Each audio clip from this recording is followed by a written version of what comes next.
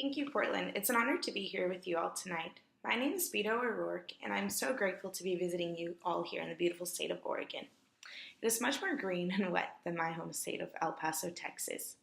I'm very grateful to each one of you who made the trip to come here and join us.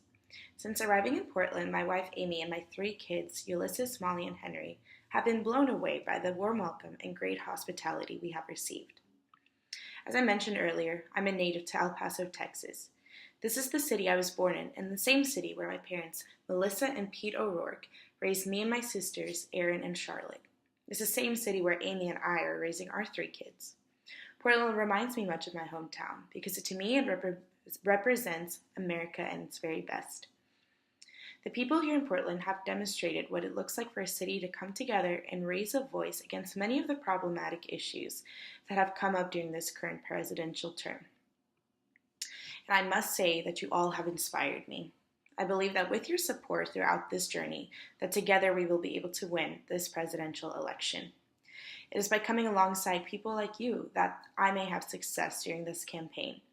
And as I continue through this journey, I would encourage you all to keep raising your voices and to continue fighting for the truth and for rights that you believe in. Every election is a choice, and this year the choice could not be more clear. And even more than a choice between parties or personalities, this year it's a choice between philosophies. As we look at our country, it is easy to identify the areas in which we need to greatly improve on. We know what it takes to make our communities safer. We know what it takes to create fair and equal opportunities for all, regardless of gender. And we know what it takes to strengthen and not disregard the promise of public education. We know that inclusion makes us stronger and that it is not a hindrance. And so do the immigrants who come here to play by the rules and build better lives. Together we know what it takes to lead the world, not only by the power instilled in our nation, but by the power of our example. We know what it needs to be done, and as your candidate, I promise you tonight, we are going to get to work. And we will follow in the principle of one of our nation's greatest leaders. In the words of President John F. Kennedy, ask not what your country can do for you, ask what you can do for your country. We take a look and listen at our opponents. You can hear a different refrain. They talk about liberty and freedom and government getting out of your way.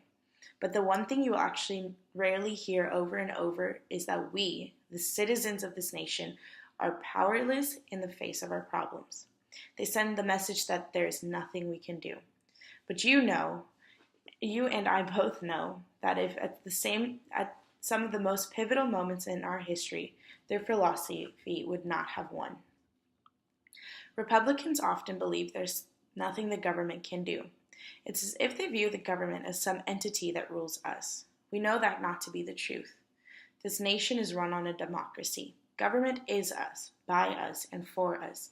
Creating the America we want it to be is up to us.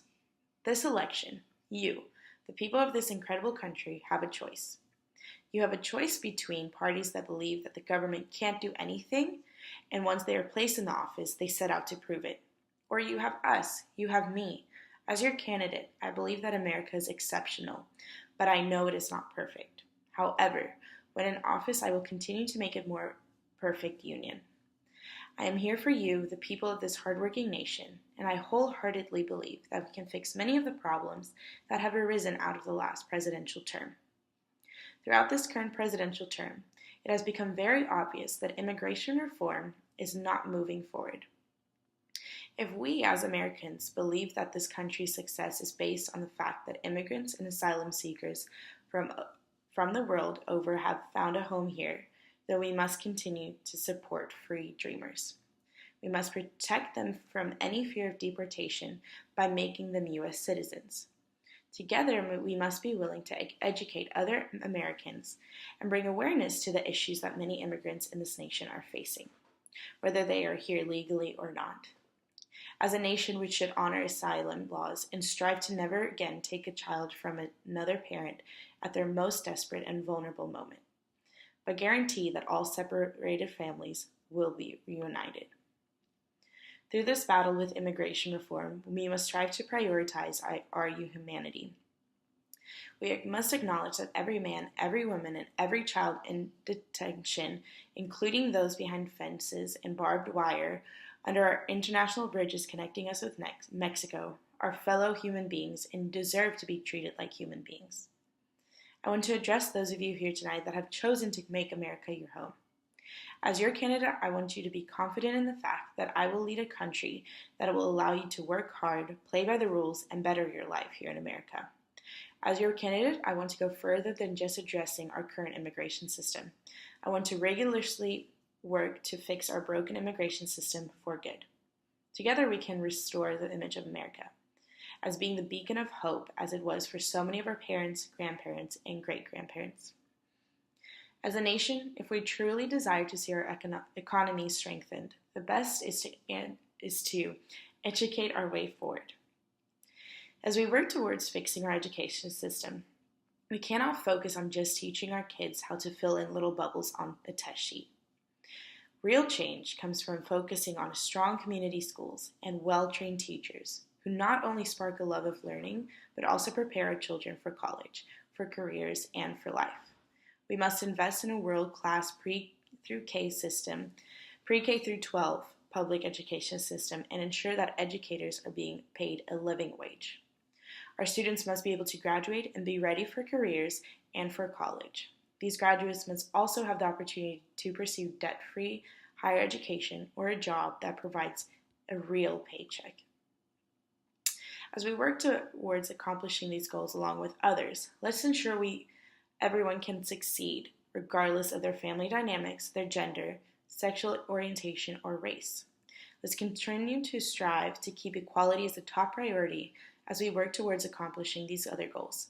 We must be steadfast in our fight towards equal pay for women and towards ending discrimination in the workplace. It is time for our nation to move forward. We must move forward for women's rights, immigration rights, and civil rights. We must not waver in our fight to keep our humanity, despite the problems seeming so intimidating at times. As a nation, it should not be overambitious to strive to be an America where every child gets a world-class education, where we open our arms to those who come to our country seeking a better life, where every person is allowed to love the person of their choice, and where every woman has the freedom to make her own healthcare decision while being paid the same as a man for doing the same job. This is within our power, but for us to do something, I need you to do something. I need your support. I need people like you to join me on my campaign journey as we work towards accomplishing this country's priorities. I'm honored to run to serve as your President of the United States. I'm once again grateful for each one of you that made the effort to come out tonight and for how committed you are in serving this great country of ours.